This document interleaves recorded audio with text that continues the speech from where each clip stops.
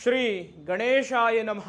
ಗೆಳೆಯರೇ, ಇಂದಿನ ಒಂದು ಸಂಚಿಕೆಯಲ್ಲಿ ನಾನು ನಿಮಗೆ ಬಹಳ ಅದ್ಭುತವಾಗಿರ್ತಕ್ಕಂತಹ ಅತಿ ರಹಸ್ಯವಾಗಿರ್ತಕ್ಕಂತಹ ಒಂದು ಬೇರಿನ ಈ ಹೂವಿನ ಬೇರಿನ ಒಂದು ತಂತ್ರಸಾರವನ್ನು ಈ ವಿಡಿಯೋದಲ್ಲಿ ನಾನು ನಿಮಗೆ ತಿಳಿಸ್ಕೊಡ್ತೀನಿ. ಈ ಬೇರಿನ ಸಹಾಯದಿಂದ ಧನವಶೀಕರಣ, ಜನವಶೀಕರಣ, ವ್ಯಾಪಾರ ವಶೀಕರಣ ಮತ್ತು ಶತ್ರು ವಶೀಕರಣವು ಕೂಡ ಆಗುತ್ತೆ. ಇದು ಬಹಳ ಅದ್ಭುತವಾಗಿರ್ತಕ್ಕಂತಹ ಒಂದು ಬೇರು. ನೋಡಿ, ಒಬ್ಬ ಮನುಷ್ಯ ಜೀವನದಲ್ಲಿ ಯಶಸ್ಸನ್ನು ಪಡಿಬೇಕು ಅಂದರೆ ನಿಮ್ಮ ಶ್ರಮದ ಜೊತೆಗೆ ದೈವ ಅನುಗ್ರಹ ಕೂಡ ಇರಬೇಕು. ನೋಡಿ, ಇಡೀ ಪ್ರಪಂಚದಲ್ಲಿ 700 ಕೋಟಿಯಷ್ಟು ಜನಸಂಖ್ಯೆಗಳು ಇರತಕ್ಕಂಥದ್ದು ಒಂದು ಅಂದಾಜಿನಲ್ಲಿ. ಎಲ್ಲರೂ ಕೂಡ ಶ್ರೀಮಂತರಾಗಬೇಕಾಗಿತ್ತು, ಯಾಕಾಗಿಲ್ಲ? ಹೌದಾ? ಅದರಲ್ಲಿ ಒಂದು 5 ಭಾಗದಷ್ಟು ಮಾತ್ರ ಶ್ರೀಮಂತಿಕೆ ಅನ್ನೋದು ಜನರಲ್ಲಿ ಬಂದಿದ್ದು. ನೀವು ಮಾಡುವಂತಹ ಕೆಲಸದಲ್ಲಿ ಎಲ್ಲರೂ ಕೂಡ ಯಾಕೆ ಅಭಿವೃದ್ಧಿ ಆಗ್ತಾ ಇಲ್ಲ ಅಂದರೆ ನಿಮ್ಮ ಒಂದು ನೀವು ಮಾಡುವಂತಹ ಪ್ರಯತ್ನದಲ್ಲಿ ದೈವ ಬಲ ಇಲ್ಲದೆ ಇರೋ ಕಾರಣದಿಂದ. ಹೌದಾ? ಆ ದೈವ ಬಲವನ್ನು ನೀವು ಪಡೆದುಕೊಳ್ಬೇಕು. ಒಂದು ಒಳ್ಳೆಯ ರೀತಿಯಾದಂಥ ಒಂದು ದೈವ ಅನುಗ್ರಹವನ್ನು ಪಡ್ಕೋಬೇಕು ಅಂದರೆ ಈ ಉಪಾಯವನ್ನು ನೀವು ಮಾಡಬೇಕು. ನೋಡಿ, ಇದನ್ನು ನಾವು ವಿಶೇಷವಾಗಿ ಈ ಹೂವಿನ ಬೇರು ನಿಮಗೆ ಎಲ್ಲ ಒಂದು ರೋಡಿನಲ್ಲೂ ಕೂಡ ನಿಮಗೆ ಈ ಹೂವು ನಿಮಗೆ ಎಲ್ಲಿ ಹೋದರೂ ಕೂಡ ಕಾಣಿಸುತ್ತೆ ನಿಮಗೆ. ಇದು ದತ್ತೂರಿಯ ಗಿಡದ ಹೂವಿದು. ಇದು ಬಹಳ ಅದ್ಭುತವಾದಂಥ ಒಂದು ಚಮತ್ಕಾರನೇ ಇದೆ ಇದರಲ್ಲಿ, ಈ ಹೂವಿನ ಬೇರಿನಿಂದ. ಯಾಕೆಂದರೆ ಇದನ್ನು ನಾನು ಹುಡುಕಿ ನಿಮಗೆ ತಂದು ಕೊಟ್ಟಿದ್ದೇನೆ. ಹೌದಾ? ನೋಡಿ, ಈ ಒಂದು ಈ ಹೂವಿನ ಬೇರನ್ನು ತೆಗೆದುಕೊಂಡು ಒಂದು ಆದಿತ್ಯವಾರ ದಿನದಂದು, ವಿಶೇಷವಾಗಿ ಭಾನುವಾರ ದಿನದಂದು, ಓಕೆನಾ, ಭಾನುವಾರ ದಿನದಂದು ಈ ಹೂವಿನ ಬೇರನ್ನು ತೆಗೆದುಕೊಂಡು ಒಂದು ಯಂತ್ರದಲ್ಲಿ, ಓಕೆನಾ, ಒಂದು ಯಂತ್ರದಲ್ಲಿ ಇದನ್ನು ಹಾಕಿಬಿಟ್ಟು 1 ಗ್ರಾಮ್ ಪಾದರಸವನ್ನು ತೆಗೆದುಕೊಂಡು ರೇಷ್ಮೆ ದಾರದಲ್ಲಿ ಇದನ್ನು ನೀವು ಧರಿಸ್ಕೋಬೇಕು. ಓಕೆನಾ?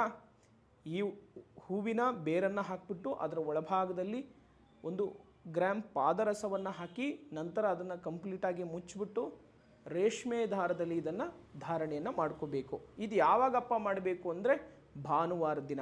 ವಿಶೇಷವಾಗಿ ಈ ತಂತ್ರಸಾರ ಯಾವಾಗ ಮಾಡಬೇಕು ಅಂದರೆ ಶನಿವಾರ ದಿನ ಈ ಎಲ್ಲ ವಸ್ತುಗಳನ್ನು ತೆಗೆದುಕೊಂಡು ಬೆಳಗಿನ ಜಾವನೇ ಮಾಡಬೇಕು. ಒಂದು 6 ಗಂಟೆಯಿಂದ ಹಿಡಿದು ಒಂದು 11 ಗಂಟೆ ಒಳಭಾಗದಲ್ಲಿ ಈ ತಂತ್ರಸಾರವನ್ನು ನೀವು ಮಾಡಿ. ಓಕೆನಾ? ಇದನ್ನು ಮಾಡಿಕೊಂಡು, ಓಕೆನಾ, ಮಾಡೋಕ್ಕಿಂತ ಮುಂಚಿತವಾಗಿ ತಲೆಯಿಂದ ಸ್ನಾನವನ್ನು ಮಾಡಿಕೊಂಡು ಮಡಿ ಅನ್ನೋದು ಇದ್ದುಕೊಂಡು ಈ ತಂತ್ರವನ್ನು ನೀವು ಮಾಡಿ. ಓಕೆನಾ? ಮಡಿ ಅನ್ನೋದು ಇರಬೇಕು ನಿಮ್ಮಲ್ಲಿ. ಯಾವುದೇ ರೀತಿಯಾದಂಥ ಆಹಾರವನ್ನು ಸೇವನೆಯನ್ನು ಮಾಡದೆ, ಓಕೆನಾ, ಮಾಡಬೇಕು. ಇದನ್ನು ನೀವು ನೋಡಿ, ಇದು ಶಿವನಿಗೆ ಬಹಳಷ್ಟು ಪ್ರಿಯವಾಗಿರ್ತಕ್ಕಂಥ ಈ ಹೂವು. ಓಕೆನಾ? ದೈವನು ನೋಡಿ, ಮನುಷ್ಯನಿಗೆ ಯಾರಿಗೆ ಬೇಡವಾಗಿರೋದಿಲ್ವೋ ಅಂತಹ ಹೂವು ಇದು. ಓಕೆನಾ? ಇದು ಎಲ್ಲ ಯಾರೂ ಕೂಡ ದೇವರುಗಳಿಗೆ ಇಟ್ಟು ಪೂಜೆಯನ್ನು ಮಾಡೋದಿಲ್ಲ. ಆದರೆ ಇದನ್ನು ತಂತ್ರಸಾರಗಳಿಗೆ ಮಾತ್ರ ಇದನ್ನು ಬಳಕೆ ಆಗುತ್ತೆ. ಹೌದಾ? ಇದು ತಂತ್ರಸಾರಗಳಿಗೆ ಮಾತ್ರ ಬಳಕೆ ಆಗುತ್ತೆ. ಓಕೆನಾ?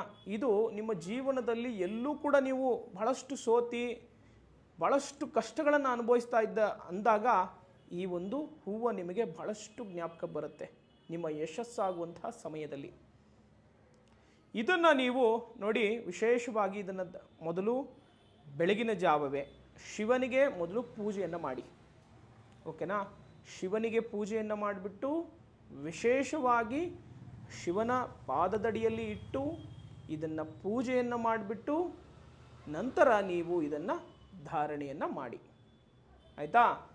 ಧಾರಣೆಯನ್ನು ಮಾಡಿ ವೀಕ್ಷಕರೇ, ನಿಮಗೆ ಎಂಥ ಹಣಕಾಸಿನ ಕಷ್ಟ ಆಗಿರಬಹುದು, ಜನ ವಶೀಕರಣ ಆಗಬೇಕು ಮತ್ತು ಅಥವಾ ಶತ್ರು ವಶೀಕರಣ ಆಗಬೇಕು, ಎಲ್ಲದಕ್ಕೂ ಇದು ಕೆಲಸ ಆಗುತ್ತೆ.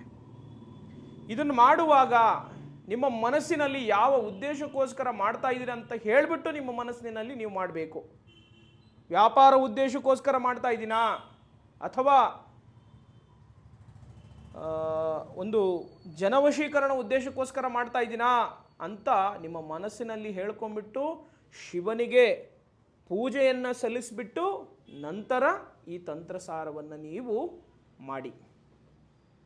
ಮಾಡಿ ನೋಡಿ ವೀಕ್ಷಕರೇ. ಆವಾಗ ನೀವು ಹೇಳ್ತೀರಾ ಈ ಹೂವಿನ ಮಹತ್ವ ಎಂಥದ್ದು ಅಂತ ನೀವೇ ಹೇಳ್ತೀರಾ. ಓಕೆನಾ? ಈ ಹೂವಿನ ಮಹತ್ವ ಎಂಥದ್ದು ಅನ್ನೋದನ್ನು ನೀವೇ ಸ್ವತಃ ಇದರ ಒಂದು ಲಾಭವನ್ನು ನೀವೇ ತಿಳಿಸ್ತೀರ. ಇದನ್ನು ಮಾಡಿ ಇದರ ಲಾಭವನ್ನು ಪಡೆದುಕೊಂಡು ನಮ್ಮ ವಿಡಿಯೋನ ಇಲ್ಲಿವರೆಗೂ ನೋಡಿದ್ದಾಗಿದ್ದರೆ ಶಿವನಿಗೆ ಓಂ ನಮಃ ಶಿವಾಯ ಅಂತ ಹೇಳಿ ಕಮೆಂಟನ್ನು ಮಾಡಿ. ಎಲ್ಲರಿಗೂ ಕೂಡ ಶುಭವಾಗಲಿ. ಹರಿ ಓಂ.